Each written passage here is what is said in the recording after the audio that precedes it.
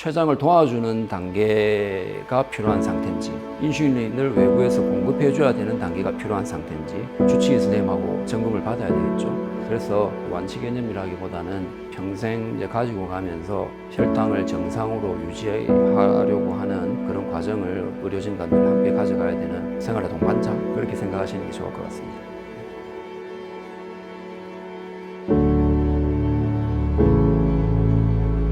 안녕하세요. 서울 패밀리병원 내과 이승익 원장입니다.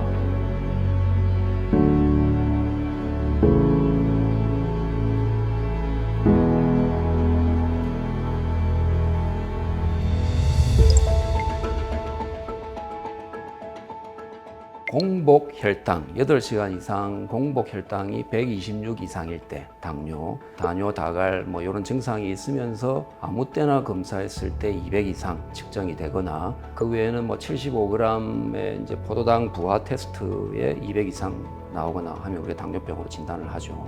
보통 공복 126과 200을 외우면 쉬울 것 같고, 공복 혈당이 정상은 100 미만을 우리가 정상으로 한다고 했을 때 100에서 125는 뭐냐, 당뇨 전 단계라고 우리가 따로 부르기도 해요. 그런 단계는 이제 우리가 관리가 필요하다는 것인데, 인슐린 저항성이 시작되고 있을 때는 애매하게 체크될 수 있어요. 그럴 때는 내가 벌써 그런 단계가 아닌지 주의 깊게 관찰해야 될 것 같습니다. 당뇨병도 1형, 2형 뭐 보통 이렇게 구분하기도 하죠. 근데 보통 우리 뭐 성인 같은 경우에는 2형 당뇨병이고, 특별히 우리나라에는 2형이 많기 때문에 2형을 기준으로 설명을 드린다면, 유전적인 소인이 물론 있다, 유전적인 요소가 많이 있다, 이렇게 이제 봐야 될 것 같고, 100%는 아닌 것으로 알려져 있고, 우리 잘 아시다시피 뭐 생활 습관병이지 않느냐, 후천적인 뱃살 관리, 뭐 체중 관리, 기호식품 관리, 뭐 술, 담배 같은 뭐 그런 거하고 연관성을 많이 갖고 있기 때문에 똑부러지게 한 가지 원인만을 제시하기는 곤란할 것 같아요. 대개는 이제 뭐 증상이 없이 건강검진하다가 우연히 발견되는 경우가 많죠. 증상이 있는 경우, 가령 예를 들면 뭐 심한 갈증, 소변량이 늘어났다, 그리고 체중 감소, 이런 게 이제 우리 3대 대표 증상이라고 이제 부를 때가 간혹 있는데, 그런 경우에는 아주 심한 상태예요. 혈당을 재면 뭐 300씩, 400씩이기 때문에 그런 증상이 생겼다면 당장 의심하고 의료기관으로 달려오는 것이 맞고, 대개는 무증상이라서 건강검진할 때 이제 잘 챙기셔야 되고, 굳이 이제 증상을 찾으라 하면 좀 무기력감, 혈관 속에 있는 이제 혈당이 근육 속으로 들어가서 우리가 이제 근육의 힘을 발휘해야 되는 그런 게 정상적인 과정인데, 당뇨 환자들은 근육이나 표적 장기, 간 같은데 혈당의 전달이 제대로 안 되는 과정들을 생각해 보면 무기력감, 피로감 이런 게 좀 있을 수 있을 것 같습니다. 당뇨 가족력이 있고 좀 당뇨 전 단계로 진단된 적이 있고 하면 한 번쯤 뭐 당화혈색소 검사, 아주 객관적인 지표가 되는 그런 검사들을 한번 받아볼 수도 있겠고, 당뇨병 진단이 되지 않더라도 관리를 해야 되는 뭐 그런 수준으로 결과가 나온다면 당화혈색소도 3개월 주기로 변하는 것으로 되어 있으니까 한 3개월에 한 번 정도 그렇게 챙겨보면 되지 않을까 생각합니다.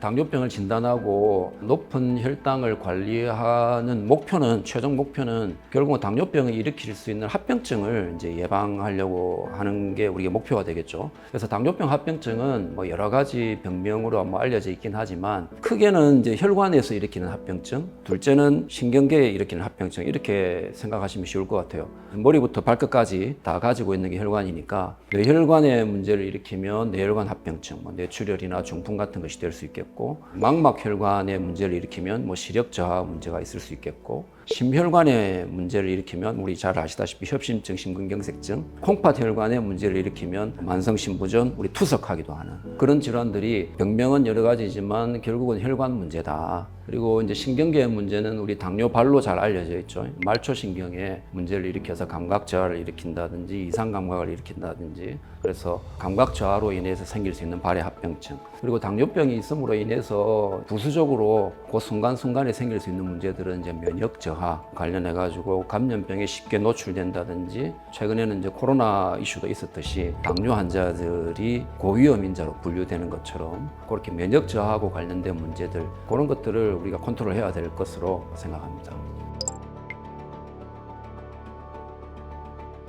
당뇨가 심하면 인슐린 주사, 뭐 별로 안 심하면 먹는 약, 뭐 이렇게 생각해도 되겠지만 결국은 우리 췌장에서 이제 인슐린을 분비하는 이제 세포에서 인슐린을 만들어내고 그 인슐린이 이제 혈관에 있는 글루코스를 표적 장기, 간이나 근육이나 이렇게 넣어줌으로 인해서 우리의 표적 장기가 이제 에너지원으로 쓸 수 있게 되는 그런 이제 생리학적인 과정이 있는데 췌장에서 정상적으로 인슐린을 잘 만들어내더라도 여러 가지 이유에 의해 가지고 우리의 표적 장기가 인슐린의 말을 듣지 않는 상태, 전문용어로 인슐린 저항성이라고 하는데 인슐린이 혈당을 표적 장기에 넣어주려고 하지만 저항을 하는 거예요. 이런 게 이제 당뇨병이 발생하는 이제 과정인데 저항성이 생긴 것을 췌장이 이해하지는 못하기 때문에 인슐린을 계속 생산하다 보면 췌장에 인슐린 만드는 세포가 지쳐서 고장이 나는 인슐린 생산력을 상실하게 되는 그런 과정들, 이런 췌장의 자연사를 생각한다면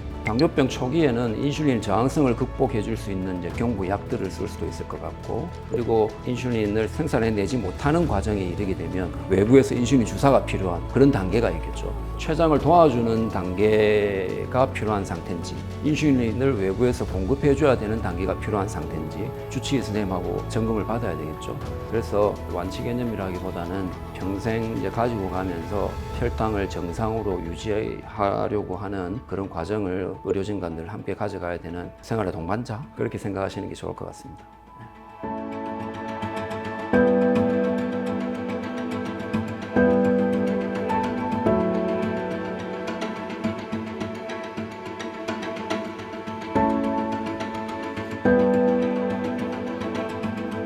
감사합니다. 서울 패밀리병원 내과 원장 이승익이었습니다.